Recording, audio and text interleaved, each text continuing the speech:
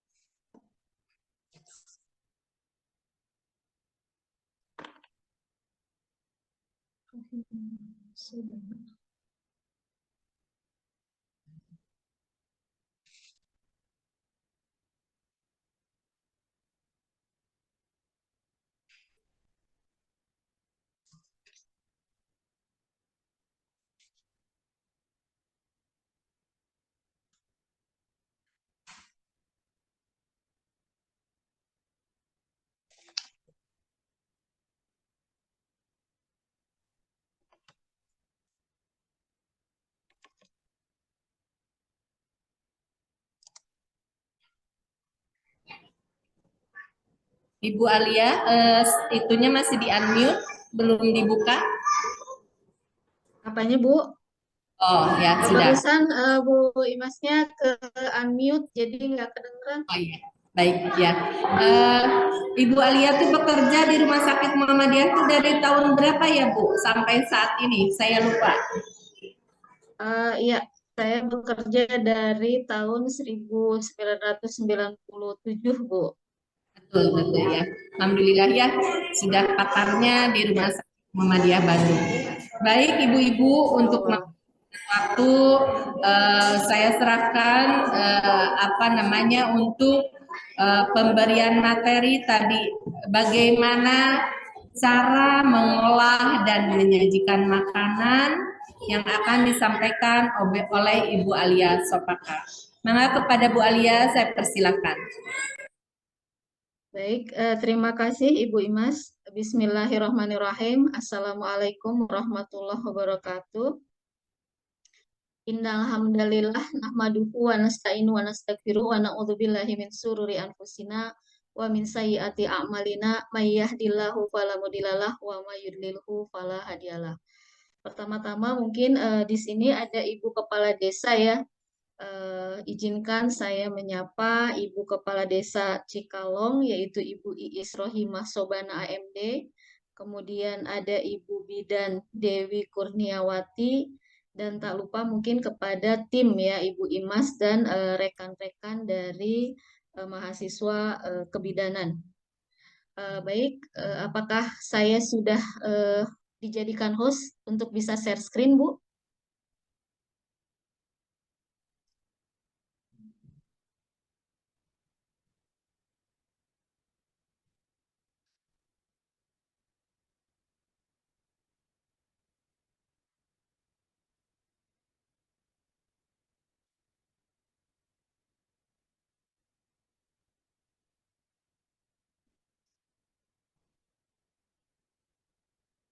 Apakah sudah terlihat? Halo? Sudah Bu, sudah terlihat Bu. Baik.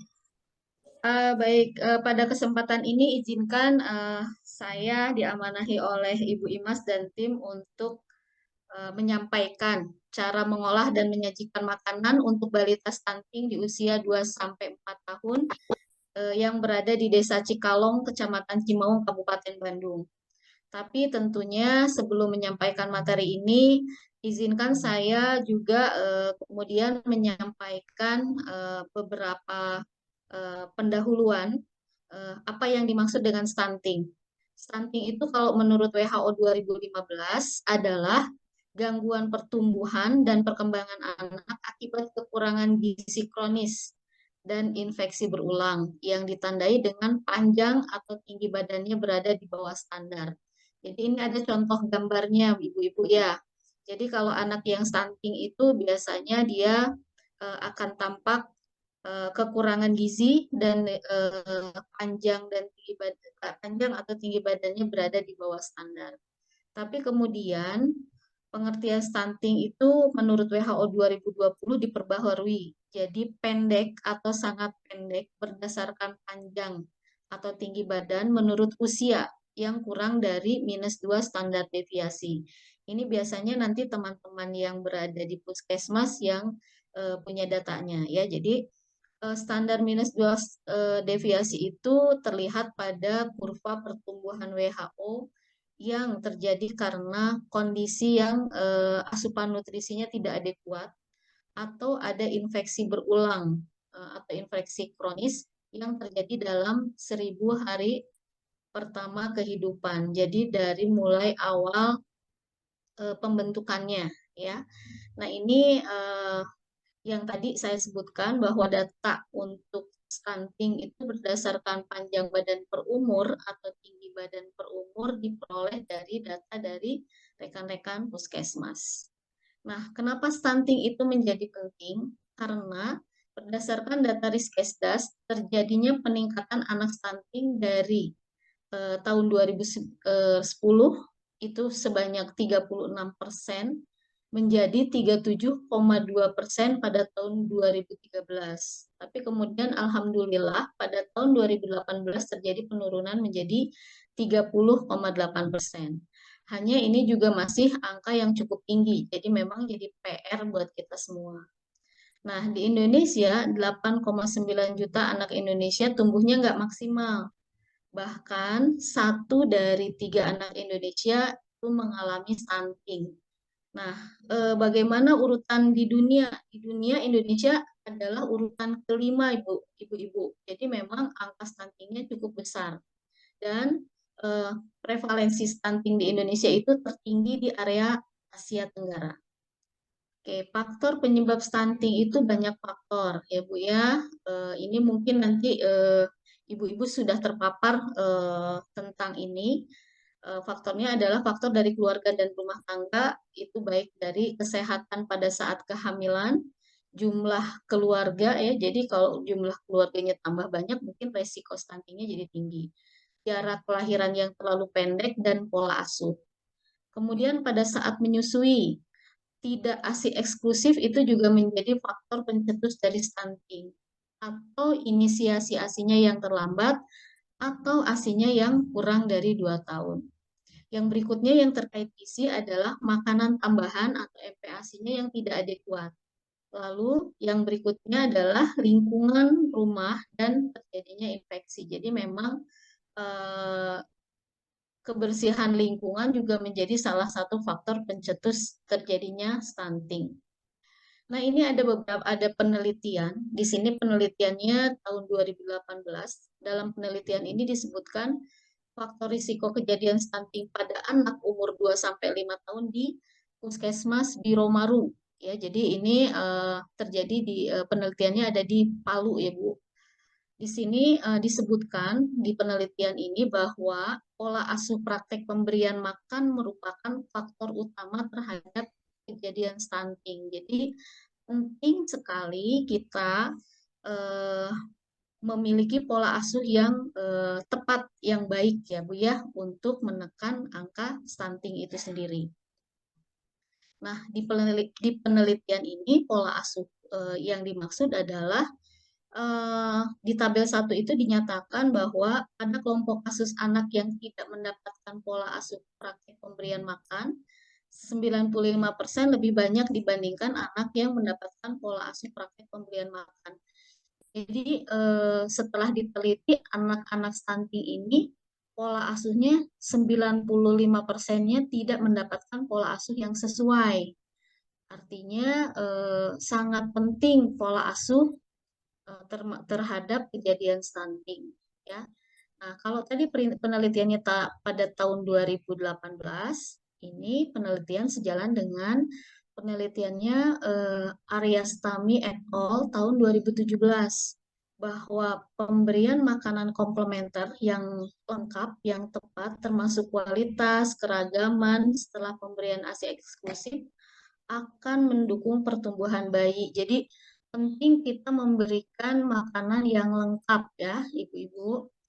Nah, tadi disinggung perilaku makan dan pola asuh. Apa sih yang dimaksud perilaku makan dan pola asuh?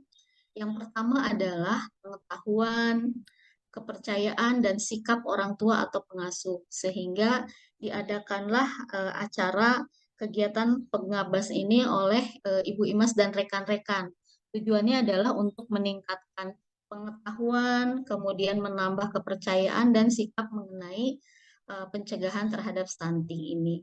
Yang kedua adalah ketersediaan makan, jenis makanan-makanan yang beragam. Yang seperti apa nanti akan kita bahas. Siapa yang memberi makan? Apakah pihak keluarga, saudara kandung, atau orang yang lain ya, atau anak yang lain. Kemudian, apakah ada aturan pola makan yang sehat? Yang seperti apa sih pola makan yang sehat gitu ya? Kemudian, jenis makanan minuman yang biasa dikonsumsi.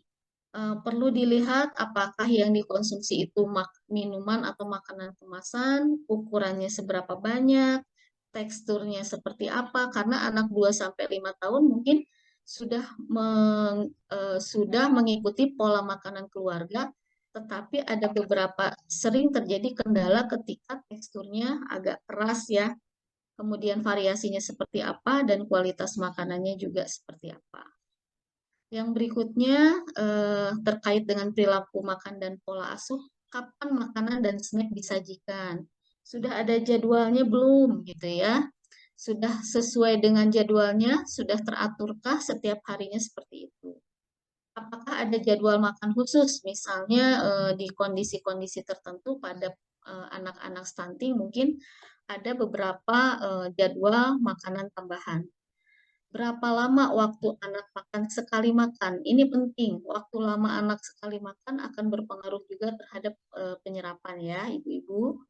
Di mana anak makan? Apakah di rumah, di tempat penitipan anak, makannya di dapur, atau pada saat anak sedang bermain, di lantai atau di depan televisi. Ini juga akan berpengaruh terhadap pola asuh. Apa dampak positif atau negatif dari makan? Dari tadi misalnya kalau anaknya di lingkungan bermain, makannya jadi terpapar kuman dan bakteri, maka resiko kejadian infeksinya akan menjadi lebih tinggi. Nah, bagaimana tata laksana gizinya? Tujuannya adalah pada kondisi anak yang stunting itu adalah untuk memenuhi kebutuhan energi untuk tumbuh dan berkembangnya dan zat gizi sesuai kondisi anak. Kalau misalnya Bapak Ibu juga mungkin sempat mendengar bahwa untuk penanganan stunting itu selain energi juga penanganannya adalah dengan makanan tinggi protein hewani ya Bapak Ibu. Nah, pada kondisi anak di 0 sampai 24 bulan itu masih bisa dikejar keterlambatan pertumbuhan. Namun, pada anak lebih dari 24 bulan atau 2 tahun itu adalah mencegah terjadinya kelebihan berat badan atau overweight dan obesitas. Yang berikutnya, tata laksana gizi terkait stunting ini adalah meningkatkan pengetahuan orang tua atau pengasuh terkait makanan dan zat gizi. Nah, seberapa besar sih kebutuhannya pada anak? Nah, ini Bapak Ibu, kalau misalnya anaknya usia 3 tahun, berat badannya kurang lebihnya berapa nih nanti Ibu bidan atau Ibu ahli gizinya di puskesmas bisa membantu untuk menghitungkan ya. Jadi nanti di sini ada terkait dengan anak berdasarkan usia, ada usia 3 tahun dan 4 tahun, nanti berat badannya berapa, tinggi badannya berapa, ini perhitungan kalorinya. Jadi misalnya anak usia 3 tahun, berat badannya misalnya 12 kilo, maka kebutuhan kalorinya nanti diukur 12 kilo dikali 102 ya, kebutuhannya jadi berapa gitu ya. Kemudian proteinnya nanti dikali 1,23, dan asupan cairan juga penting ternyata Bapak Ibu, karena ini akan membantu memproses makanan di dalam tubuh. Ini ada perhitungannya. Pada anak usia 4 tahun seperti apa? Ini ada juga di sini ya Bu ya. Nah, tadi stunting penanganannya maka diperlukan makanan pendamping ASI. Nah, makanan pendamping ASI itu kriterianya dia harus tepat waktu. Ya, pendamping ASI dimulai diberikan saat kebutuhan energi dan nutrisi melebihi yang didapat dari ASI. Jadi biasanya diberikan pada saat lebih sama dengan 6 bulan. Jadi setelah ASI eksklusif itu sudah mulai diberikan makanan pendamping ASI. Makanan pendamping ASI ini sifatnya harus adekuat, harus sesuai dengan kebutuhan, ya, mengandung cukup energi, protein, vitamin, mineral, dan seterusnya. Nah, MPASI juga harus aman. Amannya dengan cara apa? Baik penyimpanannya, misalnya kalau makanan-makanan yang cepat busuk berarti dia harus ada di penyimpanan di lemari pendingin misalnya. Kemudian persiapannya seperti apa? Itu juga harus diperhatikan. Dan sewaktu diberikan MPASI ini harus higienis, jadi harus bersih ya, Ibu-ibu. Tepat cara pemberiannya. MPASI ini diberikan sejalan dengan tanda lapar dan nafsu makan serta frekuensi dan cara pemberian sesuai dengan usia bayi atau usia anak. Jadi pada kondisi stunting biasanya anak-anaknya jadi kurang nafsu makan. Nah, MPASI itu diberikan pada saat anak sudah mulai ada sinyal lapar atau nafsu makannya meningkat. Itu sebaiknya seperti itu. Kemudian pilihan utamanya makanannya mengandung zat gizi besi. Nanti ada contoh makanan apa sih yang mengandung zat gizi besi gitu ya. Kemudian makanan padat pertama yang terbaik itu sebaiknya terbuat dari beras. Selanjutnya ada ditambahkan sayuran, buah, dan terakhir daging atau alternatifnya. Jadi kalau awal-awal Bapak Ibu pada saat pemberian MPASI misalnya usia 7 bulan itu diusahakan terbuatnya dari tepung beras. Nah, pada saat usia lebih dari 2 tahun, maka makanannya adalah udah makanan keluarga. Ya, diharapkan ini sudah lengkap, ada karbohidratnya, sayuran, buah, atau dagingnya. Gandum atau campuran serealia ya Bu ya, seperti misalnya Quaker Oat gitu, itu ditunda pada bayi untuk menghindari alergi dan masalah pencernaan. Putih telur sebaiknya diberikan pada saat bayi berusia 1 tahun untuk menghindari alergi. Kalau misalnya lebih dari 1 tahun, karena bahasan kita ini di atas 2 sampai 4 tahun, maka ini sudah bisa diberikan. Bagaimana dengan kuning telur? Nah, kuning telur itu sebetulnya bisa diberikan pada saat bayi lebih sama dengan 8 bulan. Artinya ketika eh, anak usia 2 sampai 4 tahun ini sudah boleh diberikan. Lalu sebaiknya MPASI, beberapa jenis MPASI itu ada yang dibuat oleh keluarga, ya, ada juga yang produk pabrikan atau produk komersial. Sekarang sudah banyak ya ibu-ibu ya. Nah, kalau yang dibuat oleh keluarga itu harus disesuaikan dengan bahan pangan lokal. Nanti akan kita bahas. Yang kedua harus memenuhi kebutuhan nutrisi, ya, baik bayi atau anak sesuai dengan umurnya.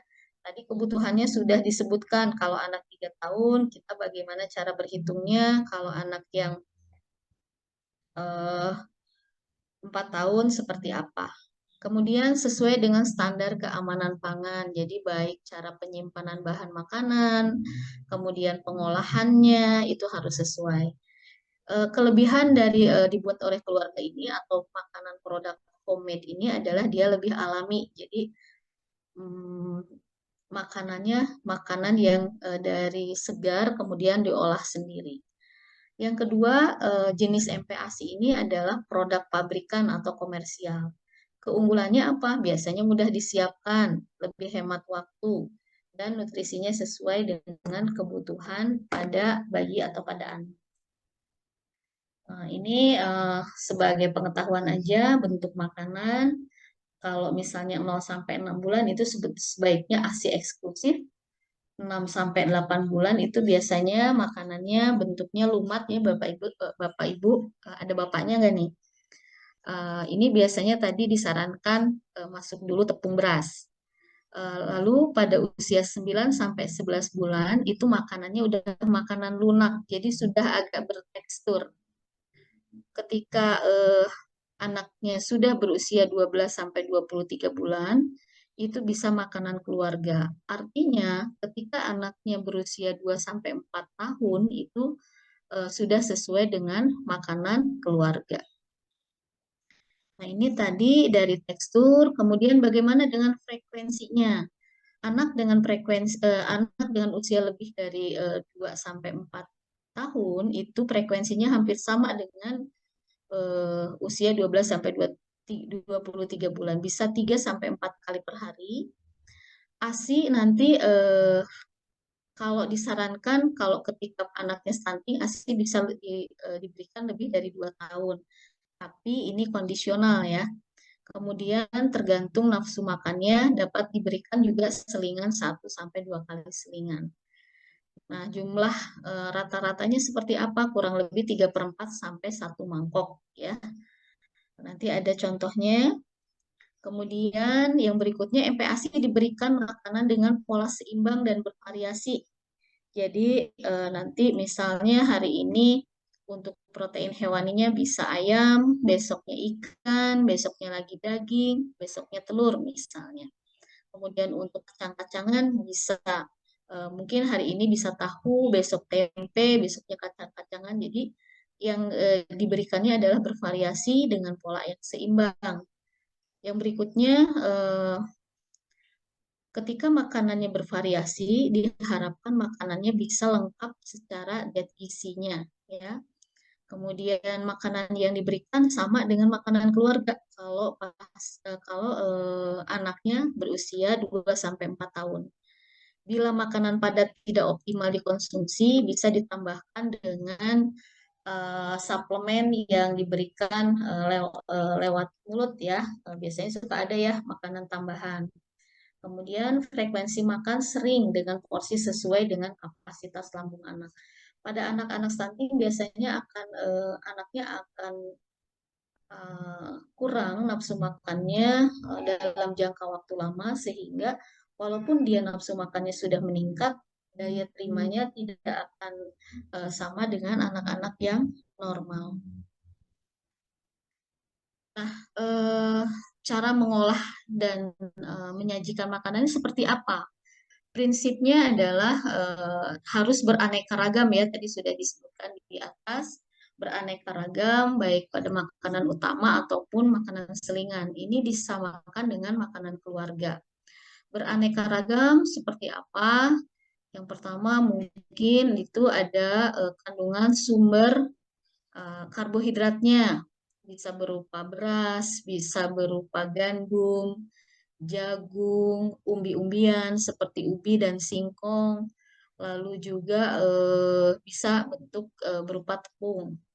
Yang berikutnya untuk protein lauk pauknya, untuk protein hewani tadi sudah disebutkan ada ayam, ikan, telur, kemudian protein nabatinya bisa tahu, tempe, kacang-kacangan ya ibu-ibu. Nah, lalu untuk buah-buahan itu juga bisa divariasikan sesuai dengan usia anak. Untuk sayuran juga ini diupayakan tadi yang sumber zat besinya tinggi ya. Oke. Nah, beberapa teknik pengolahan yang disarankan pada anak usia 2 sampai 4 tahun. Bisa teknik pengolahannya itu dengan cara direbus. Jadi makanannya seperti misalnya sayur sop gitu ya, itu direbus. Sayur bayam. Nah, ini bisa juga perebusannya tidak hanya sayur saja tapi dicampur. Misalnya sayur sop sudah ada ayamnya misalnya atau ditambahkan dengan suka ada makanan yang sayur sopnya ditambahkan kacang misalnya. Kemudian yang kedua berikutnya adalah poaching atau merebus dengan menutup bahan pangan. Ini contohnya kalau kita ceplok telur gitu ya, supaya untuk anak 2 sampai 4 tahun biasanya kalau agak keras tuh agak mengganggu. Mungkin ceplok ceplok telurnya itu bisa dengan direbus atau dipoaching. Yang berikutnya adalah merebus dengan sedikit cairan, braising gitu ya. Ini biasanya untuk sayuran, menyetup atau stewing. Ini sayurannya direbus dulu, kemudian ada penambahan-penambahan rempahan biasanya supaya sayurannya beraroma. Yang berikutnya bisa dikukus. Kalau dikukus mungkin Bapak Ibu sudah banyak ya, kayak misalnya eh, apa? Misalnya pepes tahu, misalnya ya. Kemudian mendidihkan. Nah, ini dididihkan saja, lalu ditumis dan digoreng. Ini beberapa teknik pengolahan makanan yang bisa divariasikan agar anak dengan stunting itu tidak merasa bosan. Yang berikutnya bagaimana dengan cara mengolahnya? Nah, di sini misalnya tadi kalau umbi-umbian, kalau misalnya beras sudah pasti itu dikukus ya. Tapi kalau misalnya kita ingin anak stunting itu, tadi kan kalau anak stunting proteinnya harus tinggi nih. Kita bisa variasikan di bahan makanan sumber karbohidrat. Misalnya di ubi atau misalnya di singkong, lalu di talas, jagung, dan seterusnya.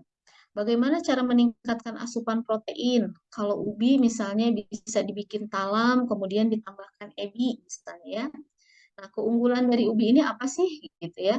Ubi mengandung serat yang lebih tinggi.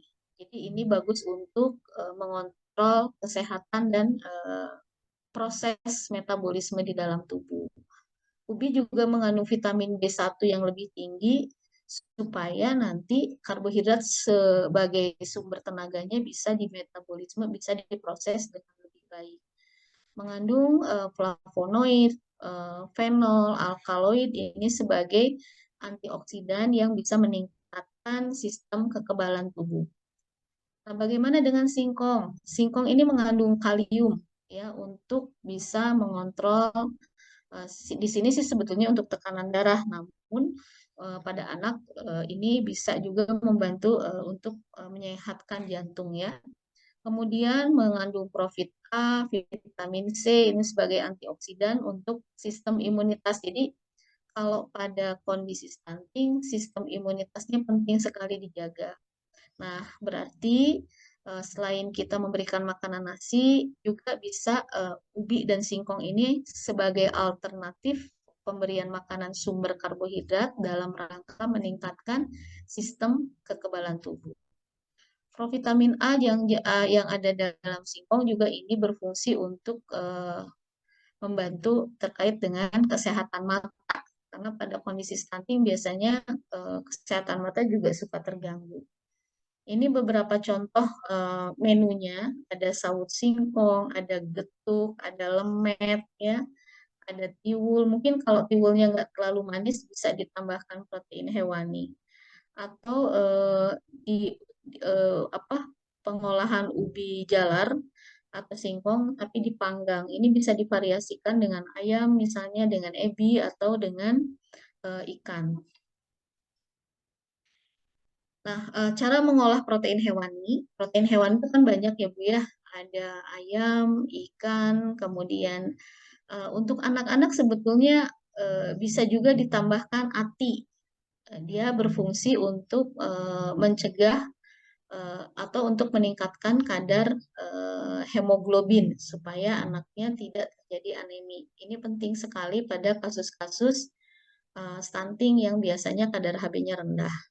Nah, di sini disebutkan bahwa di sini ada contohnya ikan dan ikan tuna ya. Di sini ikannya saya lupa, ikan kembung ya.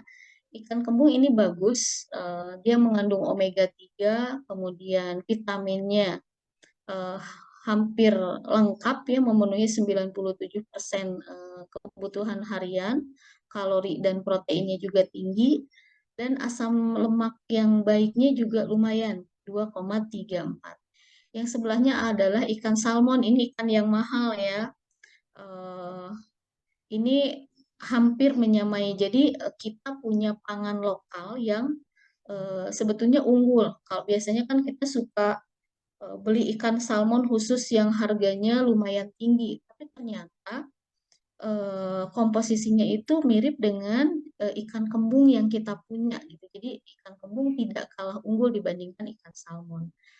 Namun pada fase pemasakannya sebaiknya karena dia kandungan omeganya tinggi itu tidak dengan digoreng. Artinya teknik pemasakan bisa dikukus, bisa direbus, bisa ditim misalnya. Nah, bagaimana dengan mengolah protein nabati? Di sini contoh protein nabatinya adalah tempe.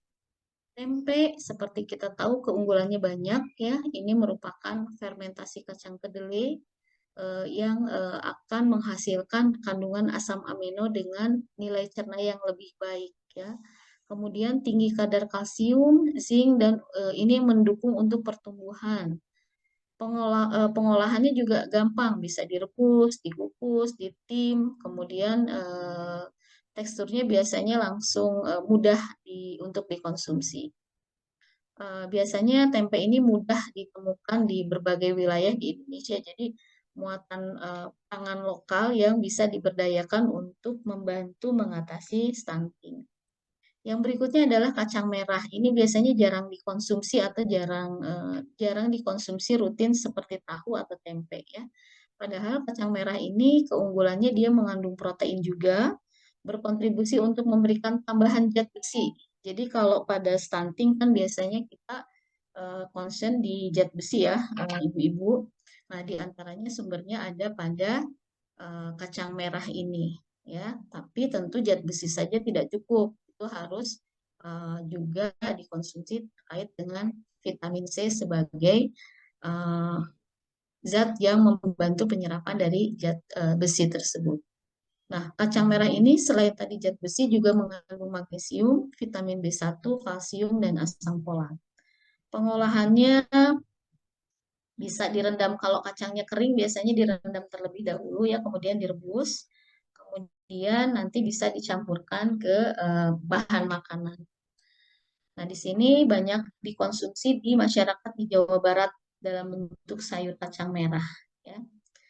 Yang berikutnya oncom. Oncom mungkin kurang familiar, tapi ternyata dia lebih banyak keunggulannya.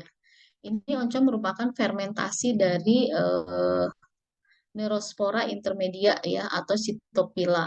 Harganya relatif murah, tapi gizinya cukup banyak. Oncom ini tinggi protein, zat besi, jadi sama kayak tadi kacang merah, vitamin B1, kalsium, zinc yang mendukung pertumbuhan. Proses fermentasi membuat zat gizi pada oncom mudah dicerna dan mudah diserap.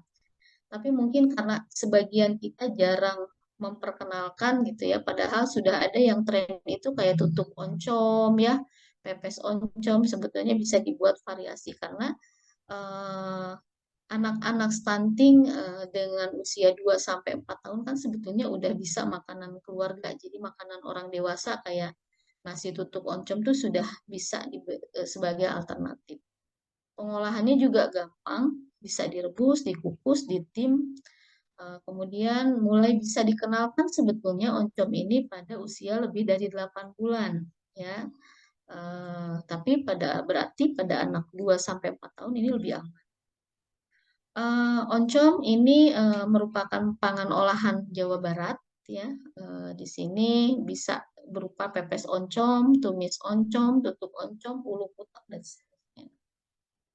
Nah, bagaimana dengan sayuran buah? Indonesia itu kaya dengan sayuran dan buah-buahan ya. Di sini ada bayam, ya ini juga kita kenal sebagai sumber zat besi, kemudian buncis, jamur, kacang panjang. Ini adalah buah-buah sayuran-sayuran alternatif. Nanti di menu saya menampilkan daun kelor ya, karena daun kelor itu tinggi akan zat besi. Jadi mungkin Bapak Ibu sekarang sudah sering mendengar daun kelor itu digunakan untuk sebagai terapi pada penanganan beberapa penyakit diantaranya adalah stunting.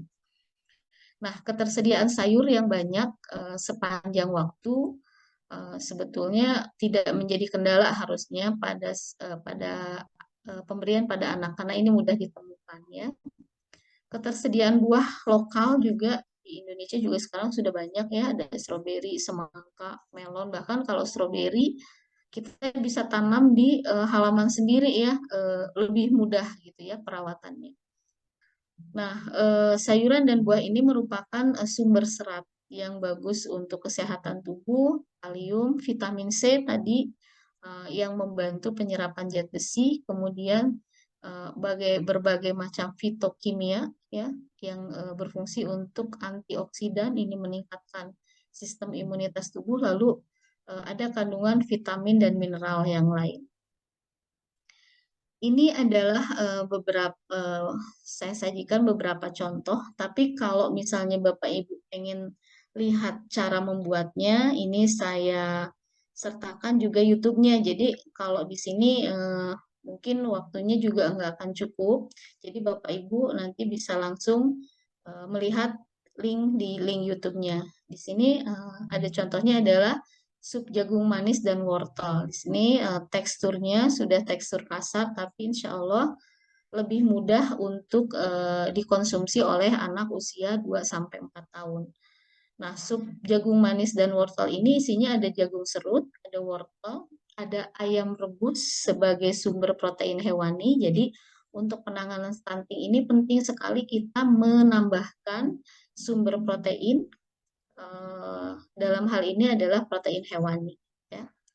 Di sini ada bumbu-bumbunya, seperti biasa ada bumbu bawang bombay, bawang putih, kemudian ada tambahan maizena, garam, gula dan merica, kaldu jamur, minyak wijen, dan seterusnya. Lalu yang berikutnya ini adalah puding lumut daun kelor. Tadi sudah saya singgung. Apa sih fungsi daun kelor gitu ya? Daun kelor selain meningkatkan kadar asupan energi juga dia meningkatkan sistem kekebalan di dalam tubuh atau sistem imunitas. Jadi sangat bermanfaat sekali terutama untuk anak-anak usia 2 sampai 4 tahun yang menderita stunting karena penderita stunting ini biasanya terjadi akibat infeksi tadi seperti sudah kita bahas di awal. Daun kelor ini nanti berfungsi untuk meningkatkan sistem imun yang diharapkan bisa mengatasi sebagian infeksi yang diderita oleh anak-anak yang stunting. Yang berikutnya adalah meningkatkan metabolisme tubuh sehingga makanan-makanan tadi akan lancar diproses di dalam tubuh. Yang berikutnya sebagai detoksikasi. Jadi untuk membuang racun-racun karena kita tahu anak-anak sekarang mungkin banyak konsumsi junk food ya. Nah, daun kelor ini dia meningkatkan fungsi hati dan ginjal sehingga bisa atau mampu mengeluarkan racun-racun di dalam tubuh. Kemudian dia berfungsi juga daun kelor ini mempercepat proses penyembuhan luka. Di sini ada contohnya bahan-bahan untuk puding lumut daun kelor, ada agar-agar, kemudian ada gula pasir, daun kelor, 1 butir telur sebagai sumber protein hewani, kemudian air putih 500 ml santan sebagai sumber lemaknya, vanili dan setengah sendok teh garam. Jadi relatif mudah untuk didapat bahan-bahannya. Menu yang berikutnya adalah nasi telur gulung daun kelor. Ini masih berkaitan dengan daun kelor. Biasanya kalau anak-anak itu senang pada bentuk-bentuk yang gampang mudah untuk dipegang ya, dan lebih menarik dibandingkan dengan makanan kita makan nasi kemudian pakai sayur. Nah ini diharapkan ini bisa merangsang nafsu makan anak-anak sehingga di sini walaupun bentuknya seperti lolade tapi di sini ada nasinya, ada daun kelornya, kemudian ada kaldu jamur, mungkin nanti bisa ditambahkan suwir ayam, suwir ikan atau yang lainnya. Nanti bisa dimodifikasi sendiri. Nah, bagaimana cara menyajikannya? Eh, Kementerian Republik Indonesia sudah memberikan arahan nih kalau misalnya pada kondisi stunting itu harus seperti apa. Di sini ada panduan isi piringku untuk usia 2 sampai 5 tahun. Di sini ada contohnya. Jadi makanannya kalau misalnya apa ayam itu kurang lebih 50 gram, kemudian di sini sayuran dalam hal ini adalah labusium wortel itu kurang lebih setengah mangkok, tahu itu kurang lebih 3 potong ya. Jadi minyak ini 5 gram itu kurang lebih untuk satu sajian yang digoreng. Di sini ada contohnya ayam goreng. Kemudian eh, nasinya berapa banyak? Nasinya kurang lebih 5 sendok ya. 7 sendok makan, maaf. Kemudian ada juga buah-buahan di sini pepaya juga boleh kurang lebih 2 potong kecil atau 75 gram. Nah, ibu-ibu nanti bisa kurang lebih kalau misalnya untuk ayam 50 gram, nanti berarti untuk daging juga sama kurang lebih 40 sampai 50 gram. Ikan, kalau telur boleh 1 butir gitu ya. Kalau tahu di sini 1 potong ukuran sedang. Kalau tempe itu sebetulnya bisa setengahnya dari porsi tahu ya. Itu kalau tempe karena dia kandungannya tinggi, dia lebih padat energi dan zat gizinya. Nah, ini setiap makan isi piringku harus kaya protein hewani. Di sini ada contohnya makanan pokoknya harus seperti apa. Yang penting yang tadi disebutkan adalah supaya cukup kandungan gizinya. Kemudian perlu diperhatikan juga terkait dengan tadi hygiene-nya atau kebersihannya, cairannya atau cairan kebutuhan cairan tubuh itu 5 sampai 7 gelas belimbing per hari. Nah, pemberian makan di usia 2 sampai 5 tahun itu tadi seperti sudah dijelaskan di atas 3 sampai 4 kali makan utama, kemudian 1 sampai 2 kali makanan selingan. Baik, ini adalah referensinya. Demikian yang bisa disampaikan. Terima kasih. Assalamualaikum warahmatullahi wabarakatuh.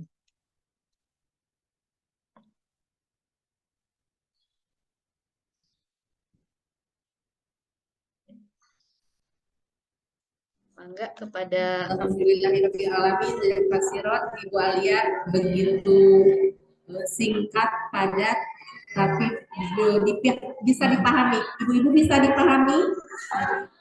Ya, ya. Walaupun dengan garawak-garawak baru ya, nggak apa-apa. Itu ibu-ibu kalau saya lihat bahan-bahannya ada di sekitar ibu, ada di warung, tidak usah yang mahal, tapi terjangkau oleh satu ibu-ibu ya. Jadi itu tadi anak itu adalah titipan Allah yang harus dijaga, diberikan tadi. Kalau tanaman itu pupuk ya Bu ya. Jadi tadi yang disampaikan Ibu Alia itu sangat-sangat mudah sekali ya. Sampai tadi daun kelor pun saya baru nih, daun kelor bisa dibikin puding ya. Atau misalnya sayur bening ya. Nah, kan tadi kacang merah murah ya Bu ya, yang gitu-gitu. Nah, ibu-ibu silakan kalau ada yang mau ditanyakan, mangga. Sok, sahan badan naros. Sok, tutup. Bu Alia, sekedap, badan naros, anakku. Mangga, mangga.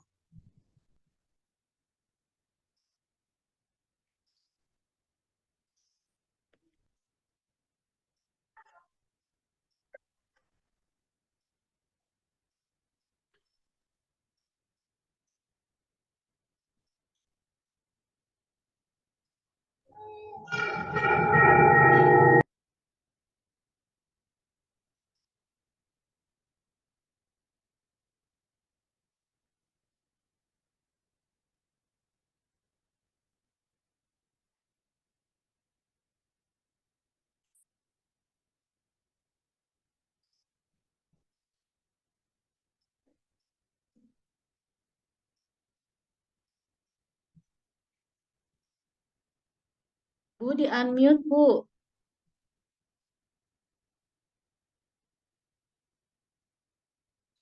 Sesering Coba Ibu diulang lagi, Bu.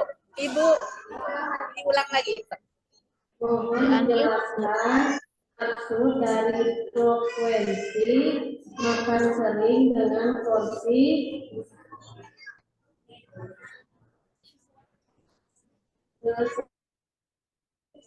kapasitas lambung anak. Ya. Gimana, Bu? Bu Alia, Kak Kuping, pertarosanana, pertarosan Kirang jelas, Bu. Tidak apa, Bu? Kirang jelas. Ibu Erna. Mohon dijelaskan kembali. Nah tadi pertarosanana katanya Bu Alia, mohon dijelaskan kembali. Tadi frekuensi makan yang sesuai dengan kapasitas lambung itu seperti apa, katanya Bu Alia. Oh iya. Ya, terima kasih kepada Bu Erna ya tadi ya. Baik, Bu Erna, pemberian porsi makan sesuai kapasitas lambung itu seperti apa? Nah, tadi sebetulnya sudah dijelaskan kalau misalnya nasi itu harusnya 7 sendok makan kan ya Bu ya. Tadi di apa? Di slide-nya sudah dijelaskan nasinya 7 sendok makan, ayamnya 1 bagian paha gitu ya, sayurnya setengah mangkok, itu standarnya. Nah, kalau misalnya tentunya ibu-ibu yang lebih tahu kira-kira kalau yang sebesar itu habis nggak sama anak-anaknya misalnya. Nah, kalau ternyata tidak habis, yang tadinya frekuensinya harusnya 3 sampai 4 kali makan, maka apa jumlahnya jadi pemberiannya itu bisa ditambahkan menjadi 5 kali misalnya. Misalnya anaknya hanya mampu habis 5 sendok. Padahal menurut ketentuan yang tadi makan anak itu 3 sampai 4 kali 7 sendok. Berarti dalam 1 hari itu kurang lebih antara 21 sampai 24 sendok. Tetapi ternyata anaknya itu cuma sanggup 4 sampai 5 sendok. Maka yang harusnya pemberiannya 3 sampai 4 kali, kemudian ibu tambahkan menjadi 5 kali pemberian, hanya jumlah sendoknya yang tadi harusnya 7 sendok itu bisa menjadi 4 sampai 5 sendok. Itu jadi disesuaikan anaknya sanggupnya berapa dulu. Kan itu tadi sudah disebutkan harus 7 sendok. Anaknya sanggupnya berapa? Kalau memang kurang dari itu, maka frekuensinya itu bisa ditambahkan. Itu. Jadi nggak bisa dipaksakan, Ibu. Kalau misalnya kata pemerintah, kata Bu Bidannya harusnya 7 sendok. Tapi kalau nggak bisa, nggak apa-apa. Cuma yang harusnya 3 sampai 4 kali bisa jadi 5 sampai 6 kali. Ditambahkan frekuensinya. Begitu Ibu. Begitu juga dengan misalnya tahu. Tahu tuh cuma bisanya 2 potong. Nggak apa-apa, 2 potong aja. Cuma nanti di berikutnya nggak ngasihnya 3 sampai 4 kali, mungkin ngasih jadi 5 kali. Tapi si tahunya yang tadinya harus penyajiannya 3 potong menjadi 2 potong tapi kali 5 gitu, Bu. Baik, itu mungkin Bu. Iya, Yang baik. bisa dijelaskan. Ya. Baik, Bu Alia, terima kasih. Ibu, dipahami Ibu? Ya, kupingkan ya Bu ya. Upami wadah lambung anak tanya mung cekap nate saos. Ibu kena dijejelan sakilo kata kabayang barangkali siga kumaha ya. Jadi tadi Bu Alia ketika anak itu muatnya hanya tadi satu pisin lah, tapi diulang makan itu misalnya 3 kali, jadi dibagi ya 3 kali makan.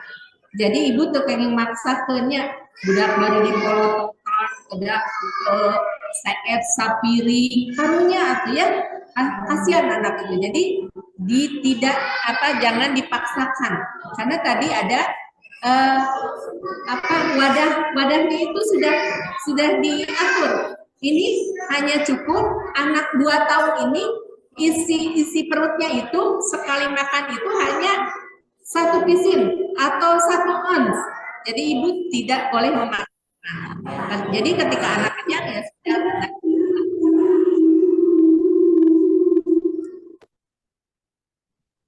Nanti diulang lagi di waktu siang atau waktu sore, ya Bu ya, paham ya? Ya, alhamdulillah. Ada lagi yang akan ditanyakan, Mangga, Neng? Sok, silakan ke sini aja. Ini speakernya di sini, Mangga. Neng, Kalau untuk merebus makanan, terutama sayuran, maksimal berapa menit? Mangga, Bu Alia, katanya buat sayuran yang bagus berapa? Sayuran, baik. Gimana jenis sayurannya? Biasanya kalau sayurannya muda kayak bayam itu 2-3 menit kemudian apinya dimatikan lalu ditutup itu sudah matang. Tapi kalau sayurannya yang agak keras misalnya kayak wortel itu bisa 5-7 menit baru matang. Tapi tentunya untuk anak itu sebetulnya kalau kita ingin menjaga kesegaran, itu jumlah menitnya seperti tadi. Hanya untuk anak-anak kadang-kadang tekstur yang agak keras. Kalau wortel sebetulnya kalau kita orang dewasa enaknya yang masih agak keras-keras ya Bu ya, tidak terlalu lunak. Tapi pada anak usia di bawah 5 tahun biasanya itu ketika makanannya masih agak keras, itu anak-anak cenderung tidak mau mengunyah, sehingga diharapkan makanannya matang lunak sesuai dengan kemampuan anaknya.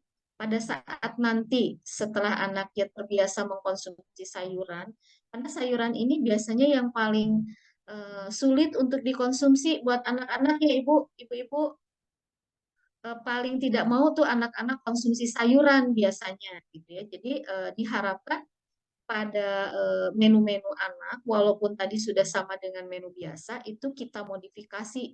Seperti contohnya tadi sayurannya kalau wortelnya diparut, mungkin cara merebusnya jadi lebih singkat waktunya. Tapi kalau sayurannya adalah kayak daun singkong gitu ya, itu akan lebih lama tentunya waktunya. Biasanya sayuran yang berwarna lebih muda kayak labu siam, kemudian apa yang lebih muda itu labu siam, jagung semi itu akan lebih mudah lunak dibandingkan dengan sayuran-sayuran yang warnanya lebih tua. Tapi kecuali ini kalau pada sayur bayam itu karena warna hijaunya juga hijau muda dan biasanya kita ambilnya yang betul-betul bagian yang mudanya itu pengolahannya bisa di bawah 5 menit juga sudah matang. Itu Bu Imas yang bisa ditambahkan. Kemudian tadi Bu, sebagai tambahan, sebetulnya secara alamiah pengosongan lambung itu bisa 2-4 jam. Jadi kalau tadi frekuensinya 3-4 kali itu harus per berapa jam ya gitu. Jadi kalau misalnya anak-anak sarapan selesai jam 8, sebetulnya jam 10 sampai jam 12 itu kita sudah bisa menyempatkan lagi untuk memberikan makanan. Jadi misalnya jam setengah 11 itu karena frekuensinya nanti kan akan bertambah. Kalau misalnya waktunya terlalu lama, mungkin jumlahnya akan tidak tercapai. Itu Bu Imas. Ya, baik Ibu. Itu ya tadi ketika menyajikan memasak sayur, tentunya tadi untuk anak itu harus yang lunak, mudah dikunyah, ya. Apalagi anak giginya masih belum lengkap, ya. Tadi baiknya tadi ketika mau merebus sayuran apa didihkan dulu air, baru tadi masukkan sayur ya. Kuku digodok berapa menit kemudian tutup. Nah dari proses waktu mematikan juga karena masih buih-buih itu ya, jadi itu proses memasak sehingga tadi sayuran itu akan lunak ya seperti itu ya. Baik, ada lagi yang ditanyakan, Ibu? Nah, sok. Kalau payun, dia. Wah, hebat ya ibu-ibunya. Semangat Ingin ibu-ibunya. banyak bari ngagendong orok kayak gitu. Semangat bari ngagendong orok oke. Selamat siang Ibu Alia. Selamat siang Ibu, mangga.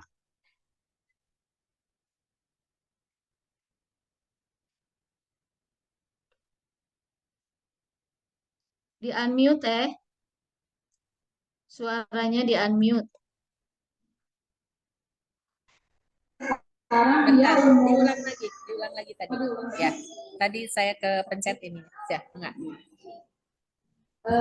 Gini Bu, suka ada anak ya yang mungkin entah kenapa dia takut makan nasi atau nggak mau masuk. Saya juga punya saudara umur sampai sekarang dia umur 5 tahun sama sekali belum pernah makan nasi gitu. Nah saya mau tahu nih nanti kan anak saya makan nasi takutnya punya fase seperti itu. Bagaimana cara mensiasati agar anak nggak takut makan nasi gitu Bu. Terima kasih. Iya. Terima kasih Ibu ya. Mangga Bu Alia cenah kumaha triknya supaya tidak takut nasi. Betul. Ibu, kejadian fobia terhadap makanan itu tidak hanya pada nasi saja. Ada anak yang memang ngelihat nasi itu bayangannya kayak seperti cacing atau apa gitu ya Bu ya. Itu biasanya memang ada kondisi-kondisi khusus anak seperti itu. Nah, sekarang kalau misalnya, aduh terjadi sama anak saya nih, nasi itu bahan makanan pokok, sumber karbohidrat, tetapi kita juga nggak wajib makan nasi. Kayak misalnya eh, orang Maluku itu nggak makan nasi, mereka makannya papeda, gitu ya. Kemudian ada orang Irian itu juga nggak makan nasi, mereka makannya umbi-umbian dan sehat-sehat aja, alhamdulillah. Kemudian orang bule, orang barat itu makannya juga nggak nasi. Jadi nggak wajib harus nasi. Jadi ibu-ibu kalau misalnya anaknya kok kecenderungannya takut makan nasi gitu ya. Itu sebetulnya mah nggak, silahkan alternatif lainnya bisa yang tadi sudah saya sebutkan. Sumber karbohidrat lain ada umbi-umbian. Apa aja? Ada ubi, ada singkong, ada kentang ya Ibu, ada talas mungkin bisa sebagai alternatif. Kemudian kalau zaman dulu kita suka ada nasi jagung. Nah, jagung juga bisa sebagai sumber alternatif pengganti nasi. Gimana Bu, boleh nggak makan roti? Boleh, mangga silahkan. Hanya mungkin nanti rotinya harus lengkap, roti yang nanti dilengkapi dengan ada sumber protein hewaninya. Jangan roti yang isinya roti isi keju aja, biar praktis ya. Tapi mungkin yang roti-roti yang sandwich, ada buah, ada sayurannya, kemudian ada diisi entah itu telur atau misalnya ikan atau misalnya ayam, daging dan seterusnya. Jadi tidak ada masalah ketika kita temukan anak kita tuh tidak bisa masuk makan nasi. Kami di rumah sakit juga suka menemukan kondisi-kondisi seperti itu, Bu, dan kita ganti dengan makanan sumber karbohidrat yang lain. Begitu mungkin, Bu, jawabannya. Jadi boleh diganti dengan yang lain. Tidak makan nasi tidak berarti tidak sehat, ya, karena kebetulan saja di Indonesia bahan makanan pokoknya nasi gitu ya. Di negeri-negeri lain atau di Indonesia di wilayah lain tidak harus makan nasi, itu juga tetap sehat. Itu Bu. Mangga Bu Kimas. Begitu jawabannya Ibu ya.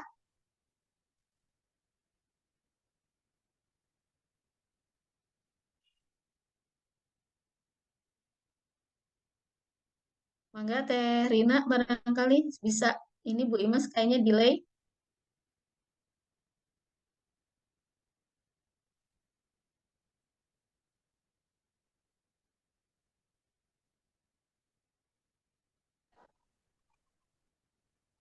Ibu izin, Ya, Ibu, ya. Gimana Teh? Bu, Iya Teh. mohon maaf Ibu moderatornya sedang apa?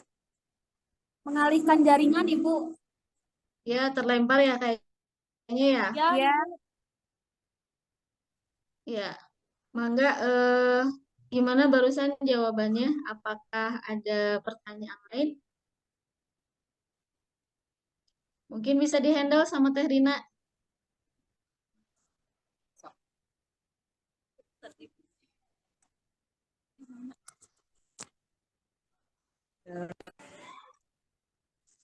Nah, itu Baik, Bu Alia. Mohon maaf sekali ini jaringan ya, Bu ya. gangguan teknis ya. Ya, Eh, silakan. Benar. Oh, ya. Mangga dilajengkeun tadi teh apa menjelaskan apa, Bu? ya, makanan sebagai pengganti nasi, Bu. Sok.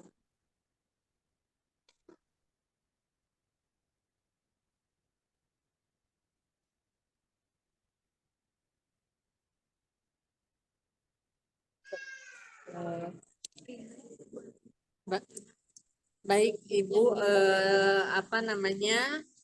Mohon maaf tadi ada gangguan teknis. Mangga dilajengkeun deui. Ya, Bu Imas, tadi saya sudah menjelaskan makanan sebagai pengganti nasi. Jadi bisa berupa umbi-umbian, bisa kentang, singkong, kemudian ubi, talas, lalu yang lainnya bisa jagung juga sebagai alternatif jika anak kita memang fobia atau takut mengkonsumsi nasi. Jadi banyak alternatif sumber karbohidrat lain yang bisa digunakan untuk pengganti nasi karena sebetulnya tidak harus nasi, tidak harus dalam bentuk beras. Kayak di Irian kan bahan makanan pokoknya itu ubi, di Maluku itu papeda gitu ya. Jadi nasi itu bukan satu-satunya yang memang harus dikonsumsi. Tadi saya jelaskan juga boleh nggak pakai roti? Boleh, cuma rotinya bukan roti yang cuma isi keju, isi coklat saja. Tapi memang harus yang isian lengkap kayak sandwich. Bu. Jadi yang sudah ada sayurannya, ada protein hewaninya, kemudian lengkap dengan yang lainnya. Begitu, Bu. Ya, baik, baik Ibu-ibu itu tadi ya. Ketika tadi Ibu sedang apa namanya memperkenalkan tentunya makanan ya. Kalau anak itu Bu biasanya tergantung dari bahan perempuan ya. Kalau Ibu sehari-hari makannya hanya Indo dan kerupuk,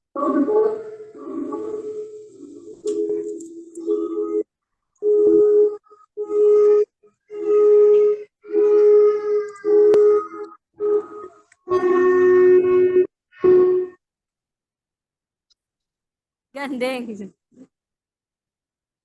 Sok, udah Kak.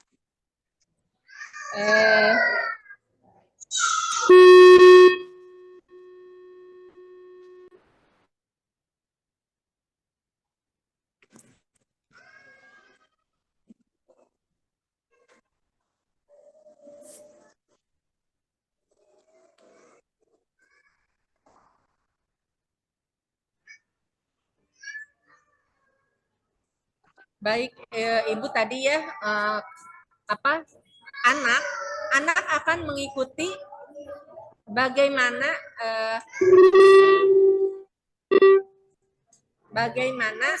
makanan yang dimakan oleh ibu-ibu. Kalau ibu segala porsi di piringnya penuh, anak akan mengikuti, ya. Tapi kalau ibu tidak pernah masak, tidak pernah ke dapur, ibu serba GoFood, tidak pernah melihat ibu makan, pasti anak juga akan mengikuti. Dia tidak akan suka makan, ya.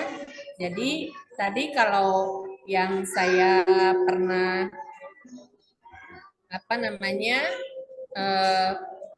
mungkin pernah melihat saudara atau siapa ya Jadi kalau dia takut nasi, berarti ibu pernah menakut-nakuti dengan nasi.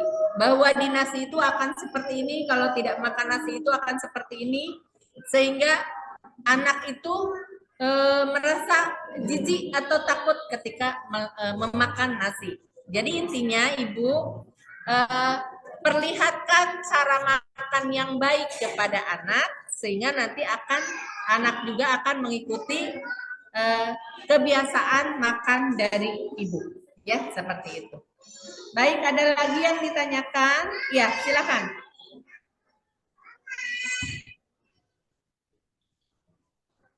Alhamdulillah Bu Alia, iya seur penggemar. Alhamdulillah manfaat teh.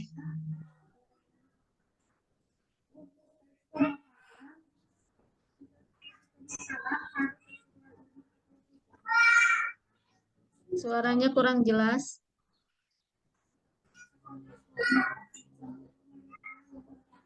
Waalaikumsalam warahmatullahi wabarakatuh. Nah, Bu Alia katanya untuk tekstur. Gimana nih tekstur makan anak itu harus sesuai dengan apa namanya usia, katanya bagaimana Bu? Ya.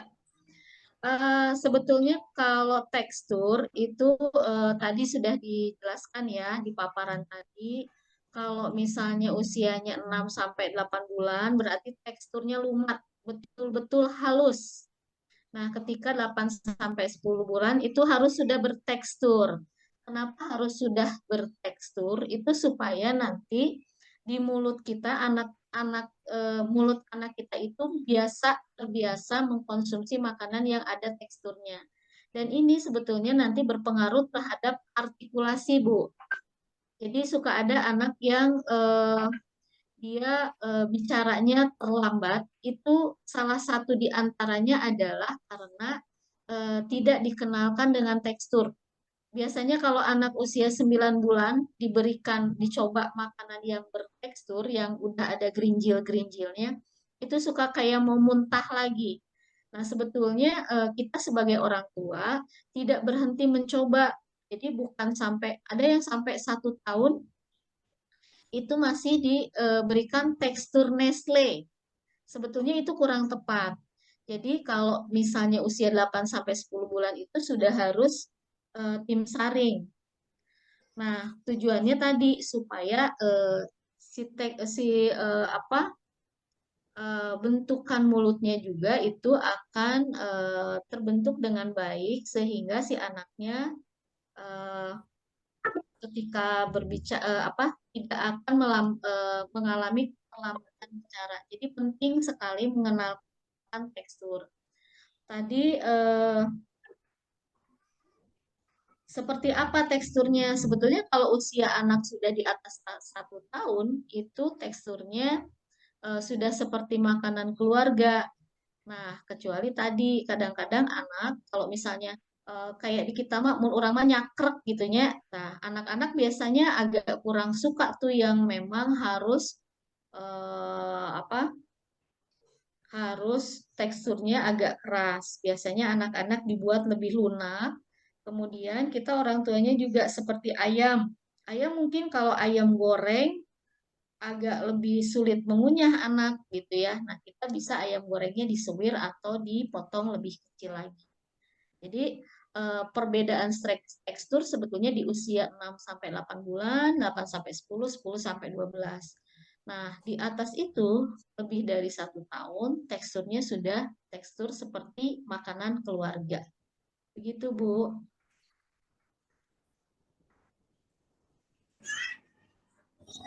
Ya, Enggak, Bu. baik, baik Ibu itu tadi ya. Kembali lagi, Ibu ada perkembangan apa dari usus seorang anak ya. Tadi dari bayi itu lambungnya segede kelereng Ibu, kaleci ya. Kaleci, begitu lahir Ibu segede kaleci, kelereng, sama Ibu harus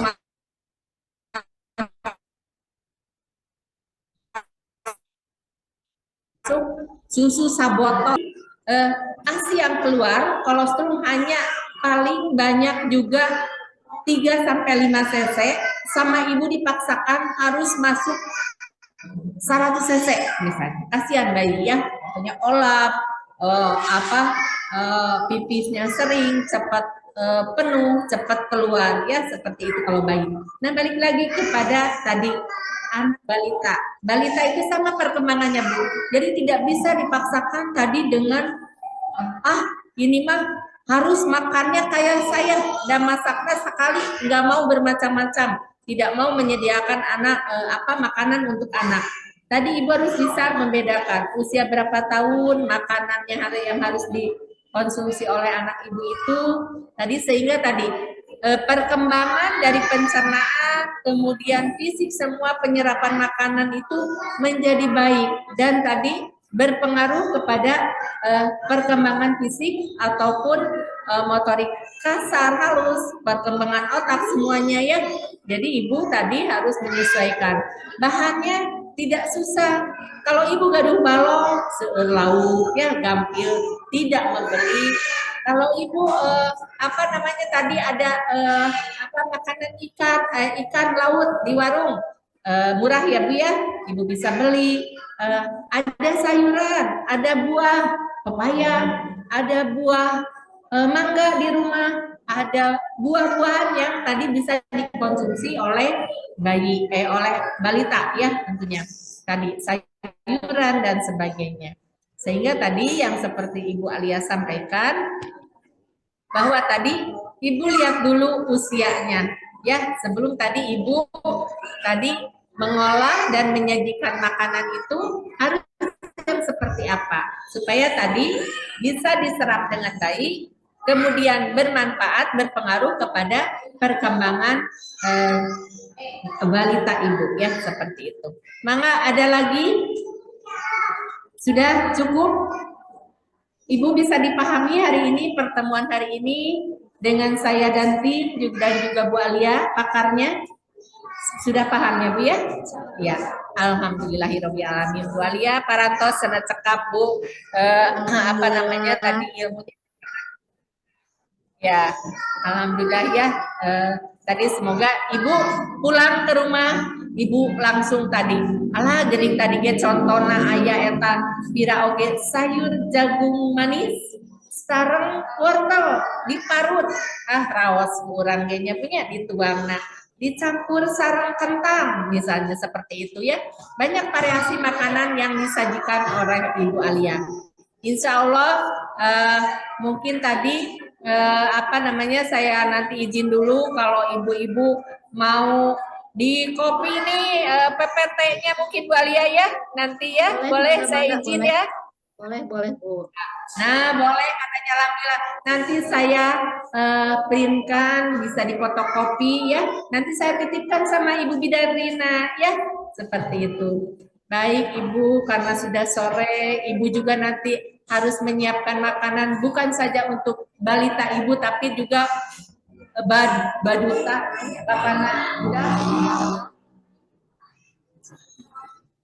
buat bapaknya budak ya di rumah belum masak ya. Baik Ibu, mungkin alhamdulillahirobbilalamin, Ibu Rina, kita sudah selesai nih di materi inti ini, alhamdulillah. Kayak aya nu kalabur tuh Bu Rina, sayanya sadayana, tapi kukulinceran di luar wios lah. Ibu Alia tadi karena anaknya sudah mudengnya nggak itu jadi nggak ngumpul, mereka itu bertebaran, tapi ada di lokasi ini mereka nggak bebenjokeun Bu Alia ya, nggak bebenjokeun pala putrana anu sudah rarungsing seperti itu ya. Baik, saya serahkan kembali kepada Ibu Rina sebagai pembawa acara. Terima kasih Ibu Alia, terima kasih Rod, sehat selalu ya. Baik. Assalamualaikum warahmatullahi wabarakatuh. Waalaikumsalam warahmatullahi wabarakatuh.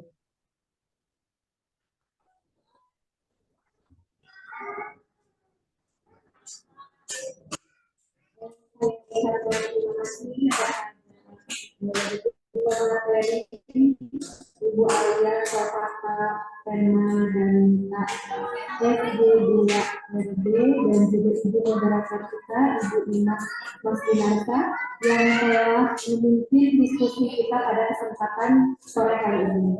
Alhamdulillahirabbil alamin, acara demi acara baiknya sebelum kita tutup acara kali ini, kita berdoa dulu yang akan dipimpin oleh Saudari Rosa Hasti. Waktu dan tempat kami persilakan. Baik, bismillahirrahmanirrahim. Baik, bismillahirrahmanirrahim.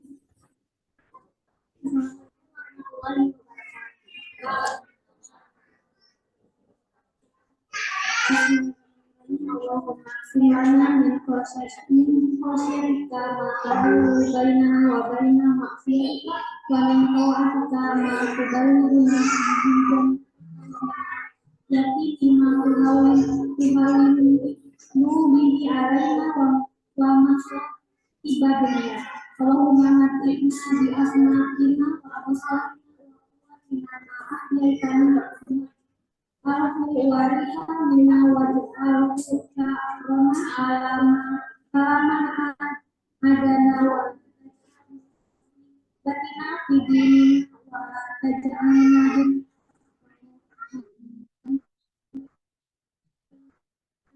wala minna wala musallim